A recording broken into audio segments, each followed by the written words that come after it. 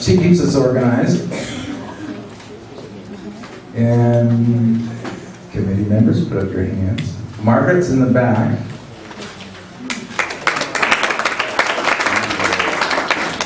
Margaret is going to help us with signature gathering at the end of the meeting.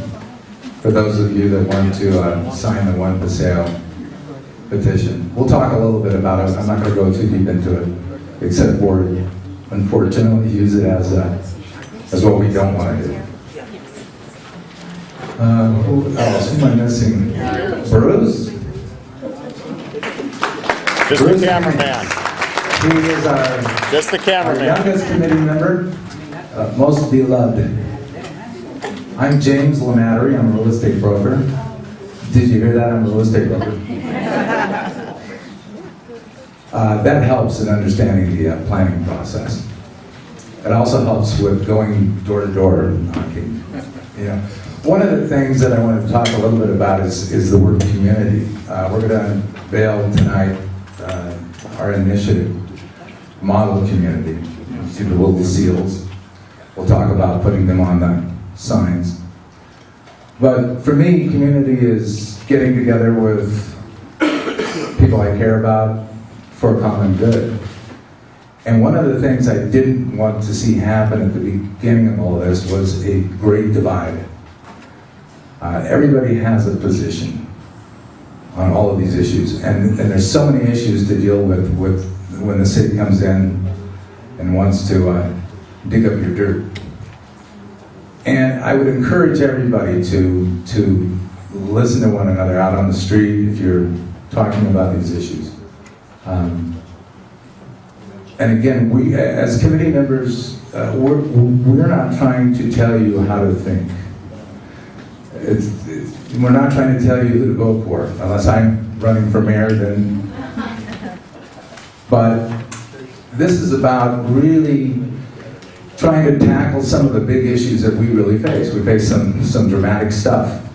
Some of the things we're not going to be talking about tonight. We're not talking about the trolley. That's a whole different issue. We will be talking about some of the planning that the city wants to do when a trolley station is built.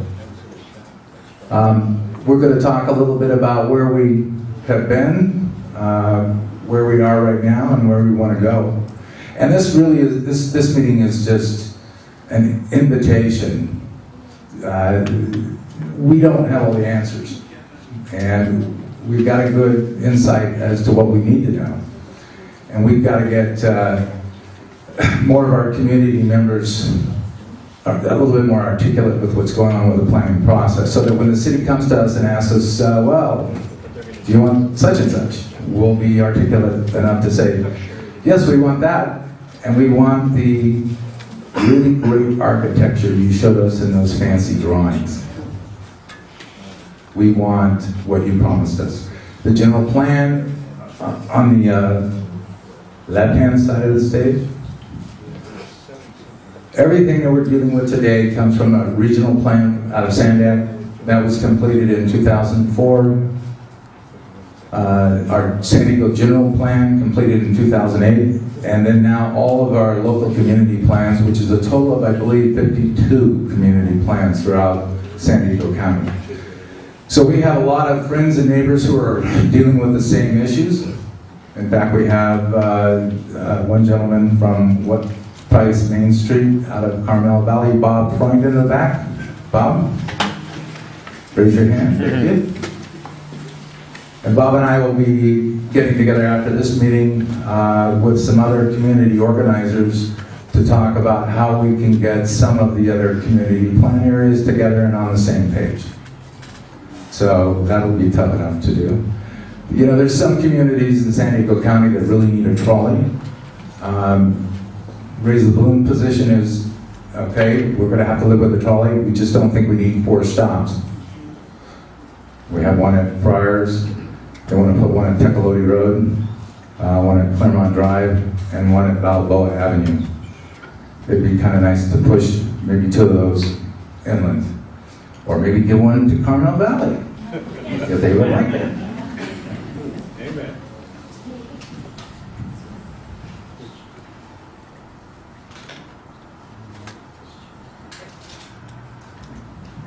Signs, here we go.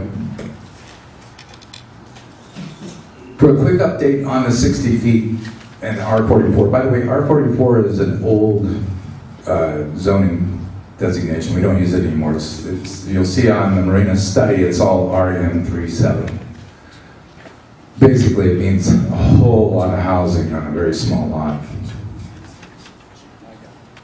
We won a tremendous victory with a time extension with the city. Is Dave Potter in the audience? Dave Potter's a retired city planner who helped some of us initially last year draft. No, he's not. Okay.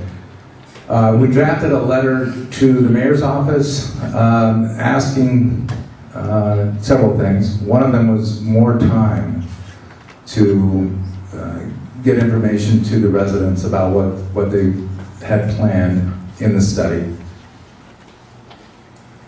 As most of you know, Lori Zaff, was she our council person at the time? No, Ed Harris was. So Ed Harris was not, oh, there's Ed in the back. Hi, Ed.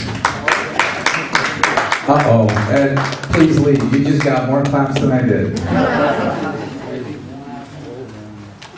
Anyway, Ed, you were not for a bust of our 30-foot height limit at that time, correct? Lori was, and I think she got the word that she was going to lose her council seat. So that's the power of the people. That's the power that we have. And believe it or not, in the general plan, our role, we the people, our role is to be an engaged citizenry who monitors the implementation of the community plan. So it's actually our role to be the watchdogs. So we be watching. Anyhow, we had requested more time and we got it. I don't know exactly how that all happened. It's kind of, I think part of it was the uproar in Bay Park. I think part of it was the council members really understanding, hey, you know, there was a whole lot of residents in the early 70s that put this height limit in place. We weren't covered with the height limits such as OB. They were under the Coastal Commission Act. Anyhow, that process that what we should have been looking at right now is a phase 2 part of a process for the 60 feet and the upzoning that would have gone into final amendment drafting stage in January. That has now been pushed out. The city hasn't provided me the updated schedule, but the one that the contract was signed with a vendor called Placeworks would take at least a minimum of 30 months to complete. Does that give us 30 months? No. Is the issue over? No. Here's the deal. We have this new bit of time, but community plans get changed in 3 different ways. Let me change the sign out. Tom, you want to help?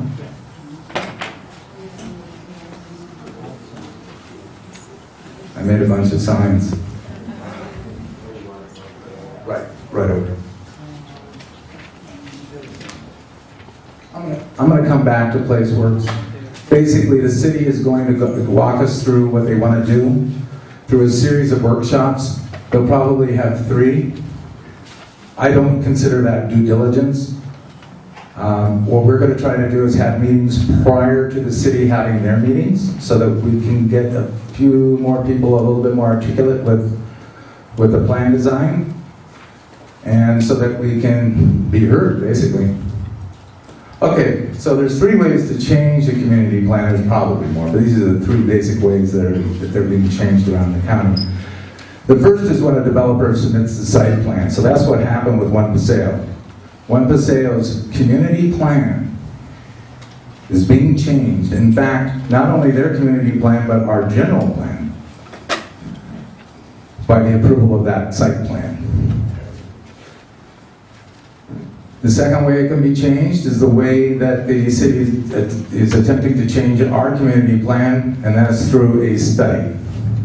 So they do a study, and the study says, gee, we need more density. Now mind you, there is The general plan is chock full of a lot of good things for us. The real problem that we have in our position is that it's not being implemented in a balanced fashion. It's not being implemented fairly. And I'll go back to that when we talk about lump sale. The third way is a resident or a group of residents can attempt to change a community plan. And what happens is whatever we draft normally would go through our local community planner, who is Michael Prince. I went to Michael Prince last year and said, hey, gee whiz, that was really great. You guys took the 60 feet out of the study, but there is no height limit in Linda Vista, where the bulk of the units you want to see built in there are going to be. So it was kind of a, I'm not going to say it was tricky, but I didn't like the way they did it. They pulled that busting of our 60 feet out of the study and out of the planning documents, but kept real quiet about what was going to happen with Linda Vista. So one of the amendments that we are going to initiate will be a height limit, a 30-foot height limit for the overlook height folks. Thank you. You're welcome.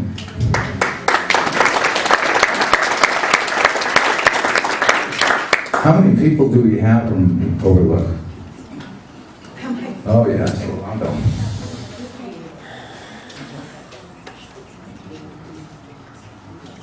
We obviously need your help, Rolando, to get the word out about these meetings to more of the Overlook High folks. The other second amendment that we're working on. Oh, okay. All right. Overlook is a very nice little community of view homes sitting overlooking. Why don't you do? Yeah, it's that. But you know where? If everyone knows where Sardina's restaurant is, it's right above Morena Boulevard, right behind USD, overlooking Morena Boulevard. It has two entrances from that part of Marina, and that's where it is. It has about, I would say, when we moved there in '87, it had about 200 homes. It has about 250 or something now. There are no empty lots up there. There used to be, and it was developed when the bay was mud flats in the 50s, and that's what it is. Oh yeah. So it's bordered on one side up by the canyon and the other side by USP, and then it's a little wedge. And they are view homes, and they'd be totally wrecked. Yeah. With the 60-foot. It's important to know that that area lies in the Linda Vista plan area. Yes. So, you know, you use our websites. We put a lot of work into them, folks. So that, and they're easier than you think to get around now. In the beginning, it was tough. As we were doing research, we were just throw it online. But, and that's what was missing in the Marina study was protecting our neighbors in Linda Vista with a 30-foot height limit. So we're working on that. Okay, so this, yes. Can I just say one other thing? The Linda Vista Planning Department, my husband is going to be, his name is Howard Wayne, he's an adjunct professor at USD, and that's why he's not here tonight. But he's going to run to be on the Linda Vista Planning Department. And so if anyone's, or if you know anyone in Overlook Heights, there'll be notification about the meeting where they're going to vote for people. And so we'll put that online as well. Okay. Yeah, we'll connect up and get it up in there. Okay, the second amendment that we've initiated is a green area ratio. Green area ratio basically would mean, I'm going to break it down very simply. Instead of you being able to build a 3,500 square foot home on a 4,000 square foot lot, you'll be looking at putting maybe a 1,500 square foot home on a 4,000 square foot lot if you were held to a green area ratio. And if you want to know about the community, the nature of our community, that's it. So, those amendments will then be presented to the City Council for a merit study. And we're basically going to feed the council back the general plan. How could they not be behind it? We'll see. So those are the three ways to change a community plan. CIA, Community Initiative Amendment. Community.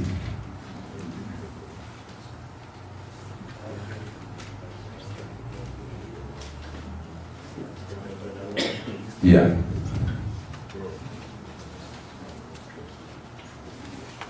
Oh, this is a good one. Yes. What's a model community? So you see the little seals? We need to change our narrative from no. No doesn't work. Pro works. Yes, and pro works. Because the 60-foot height issue is not on the table, and by the way, it could be on the table next week. So if you follow the way that plans could be changed, all that has to happen is Marina LLC, who owns Claremont Drive and Marina property, could walk in with site plans going to 60 feet. Marina LLC is owned by whom? I don't want to get into that. Let's just say, well, I don't want to get into it. The reason is, it's more important to know that they can step in and submit the site plans. And the problem is that the city's going to go, oh, we like those plans. You've got to understand that out of 10 elements, so through the general plan and the regional plan, there's guiding principles in our regional plan that point to 10 elements of our general plan. So let me get my little pointer, that might help. I'm backtracking you a little bit. Everything starts with that regional plan. It has guiding principles about how our community is to be developed. Go to understandtheplan.com, homepage, read the little beginner's guide, and that's right, understandtheplan.info. And all we're asking you to do is read the first 7 pages of the general plan. It's a click, it's a mouse click. So that you can get a good idea of what the city is supposed to be doing, right? No need to shoot Fran. Okay, so in the general plan we have down to our local community plan. So whatever we do in our local community plans has to reflect the general and the regional plans, okay? Here's the 10 elements. We're not going to go into those tonight. I was thinking about it and doing a pop quiz, but... Land use, housing. Yes? I wanted to ask if you're going to explain why they don't use why they're getting away without following them. Yes. Okay. What we're saying is a model community is a fair balance of those 10 elements. This is a nice new toy for me. We have just enough in the fund. Again, an engaged citizenry monitors. It's really been left up to us to watch what happens with these plans. So, we just want it balanced properly. That's what we're talking about. And then we want a couple amendments of our own. We're wanting, or needy. It's because we like our community. One Paseo, you can go to that now, Tom, last time. Pretty much. The only other thing I want to say about model community is that's really about people, going back to my initial comments. It's really about us working together. We can work together with this. There's no need to have arguments over, to have all the positions in the world. We're taking a stand, but So we have changed, we're trying to change the narrative from no 60 feet, and we'll pull out our red shirts if we need to. So if Marina LLC submits site plans to go to 60 feet, the city, understand, the city will be behind them. The city needs money. They don't seem to manage it properly or whatever. They need money. So they need property taxes. More housing means more property taxes. And that's just the way it works. One Paseo. I see Bob chuckling back there. One Paseo was approved by 5 of the council people, all hiding under the shield of, oh, it's doing this thing, it's doing this thing, it's doing housing. The unfortunate thing about that is, for any of you who followed it, the housing that we got, that whole project was approved based on 61 units being thrown into the affordable housing box. So, but, you really can't blame the city. And you can't blame our council members if we sit back and do nothing. So one of the things that needs to happen is a balance of the elements. So for example, and Bob, you can clear this up for me, I believe that either 90% or so of the developers who developed in Paramount Valley were already allocating 20% of their units into the affordable housing pile. Is that correct? Between 15 and 20, yes. Okay, between 15 and 20. So they were already doing that. Now when they do that, they get density bonuses. A density bonus means maybe less required parking. By the way, clear one thing up. Traffic is not an argument with the city. Parking is not an argument. It should be, because part of the general plan and one of the elements covers it.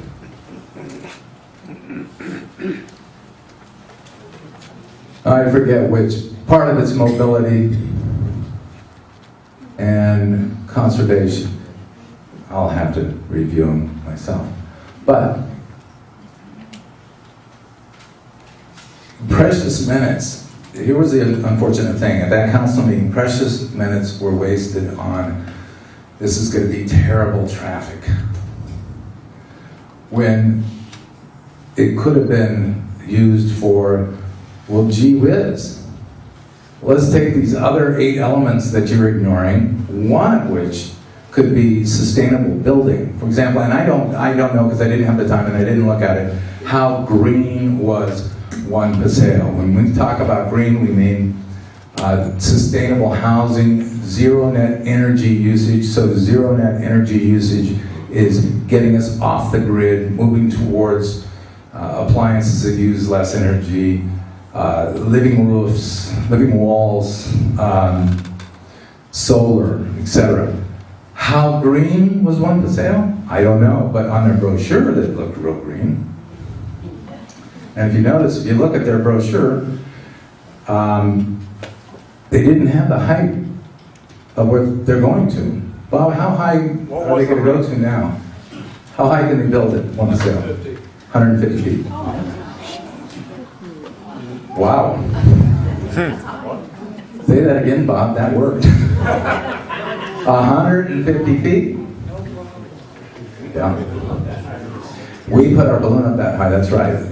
Bob asked us to come out. I'm seeing some hands go up, and I will go to questions probably at the end of this, because we still have quite a bit to cover, if you don't mind. Anyhow, 150 feet. So, what I would have liked to have seen in the argument before the council would have been a clear articulation of all of the 10 elements that the council members are stewards over. So that points to what we need to do.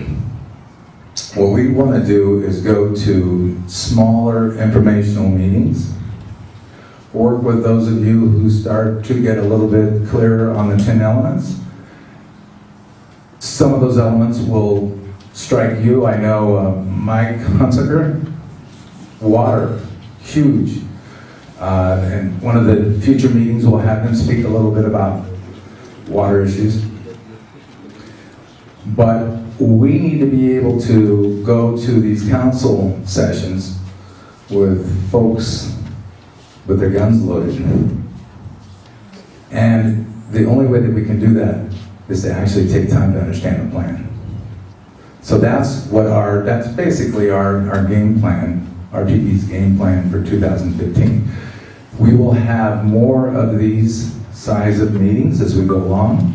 We'll obviously have to have these size of meetings, we believe, prior to the city's meetings. They hold workshops. How many people have been to a workshop, whether it was Sandag or... Where do I find out when they are? Oh, we'll be posting them online. The city has plenty of information online that you can access as well.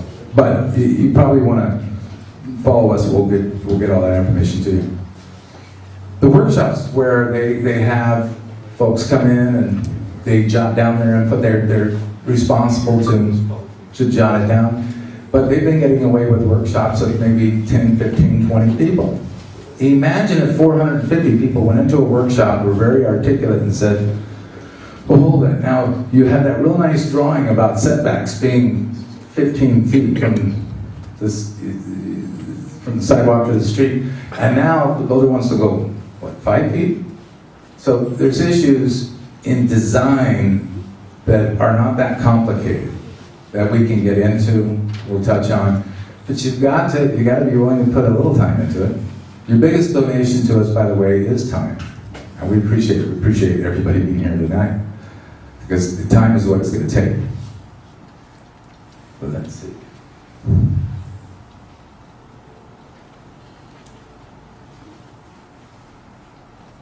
You know, maybe I'll take a quick question. You had one earlier, I'm sorry, did you? No, it's fine. Can you clarify what One Paseo is? Oh, very good. One Paseo is a development that is in Carmel Valley, adjacent to the existing Gilmore Heights Shopping Center. So across the street, there's a large lot. I believe it's 24 acres. I think Bob, did you take off? He did. Okay, so Like 23 and a half. 23 and a half. And they want to go 150 feet. And so the issue was whether the developer's site plans were going to be approved or not, and they were approved by the city council. One of those approval votes was Lori Zaff. Was there another question? Okay. Did they have resistance there? They did, but you know, that's a really good question. What he asked was, did they have resistance there like us? They did. But what I would say is that the only way that they're going to win and that we're going to win is to force the council to balance out the different housing elements. And the only way we're going to do that is to know what that means and to get there. Yeah, they hung their hats on traffic. Right, the biggest opposition to that development was traffic. And the sadness is the city, that's not the number one element. And in fact, the housing card was pulled out at the last, I believe, 45 minutes of that council session. So one of the council members said, well, yeah, that traffic thing, that doesn't sound good.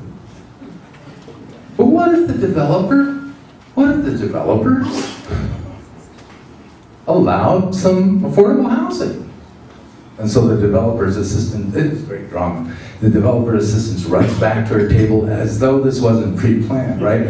And calculates out and goes, we could do 10%. And Bob just said earlier, 15 to 20% is already being done by every other day. What was so idiotic about it is if you're going to ask for housing, ask for more than that. Why not 50%? It has nothing to do with traffic. Everyone is still going to be.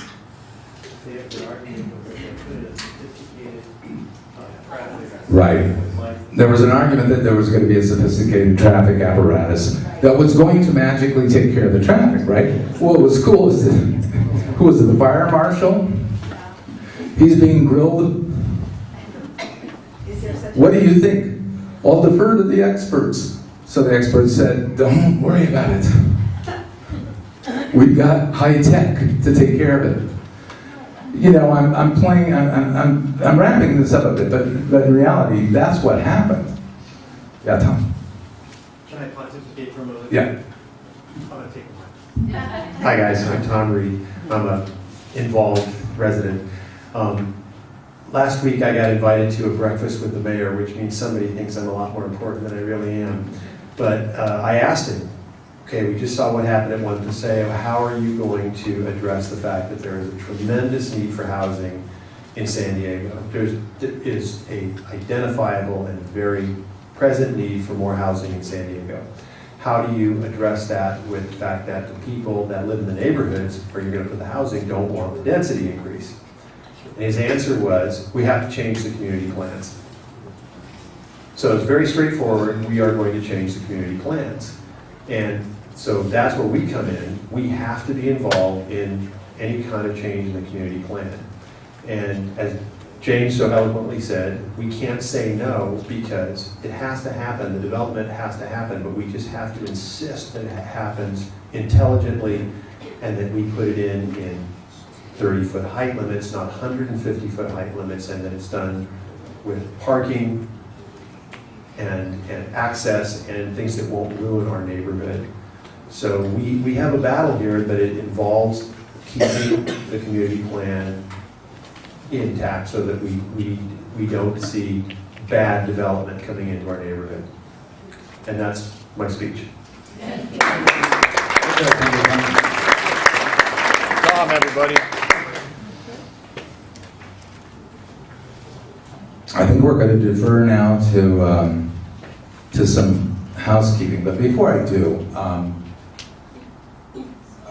understand some of you come in and this is your first night being here, and it does take a little catching up. So I do want to open it for maybe 5 minutes here for any questions. James, could you explain why traffic isn't an issue as far as carbon reduction and what these plans really mean as far as the environment? Well, when I say it's not an issue, it's a lower level issue.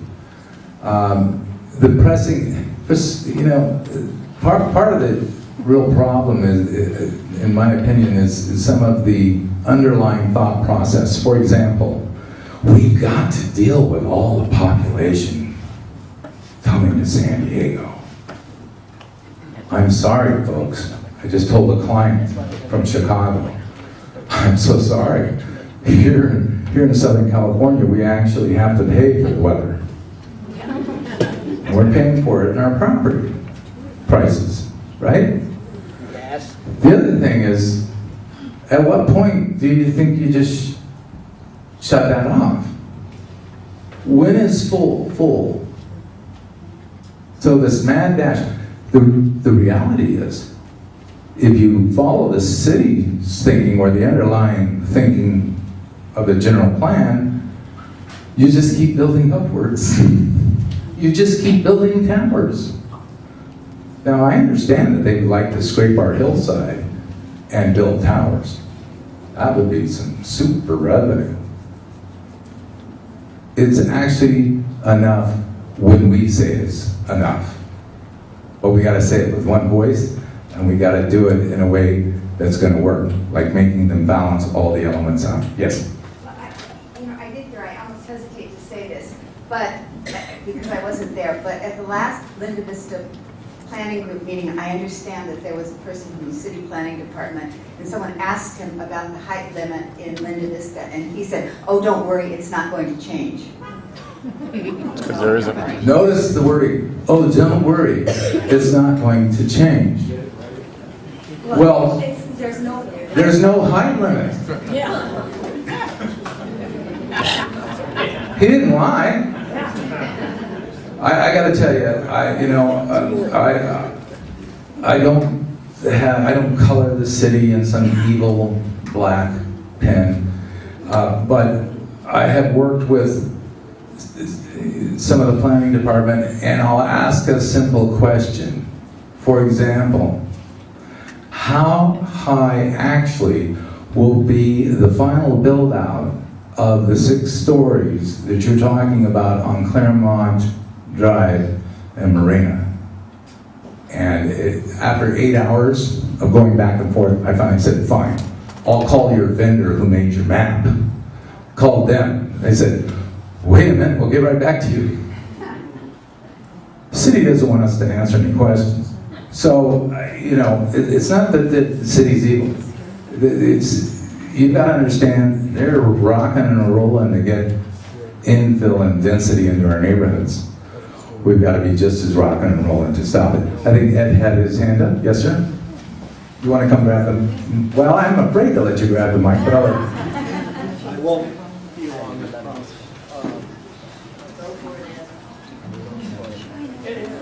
Ed's one of the good guys.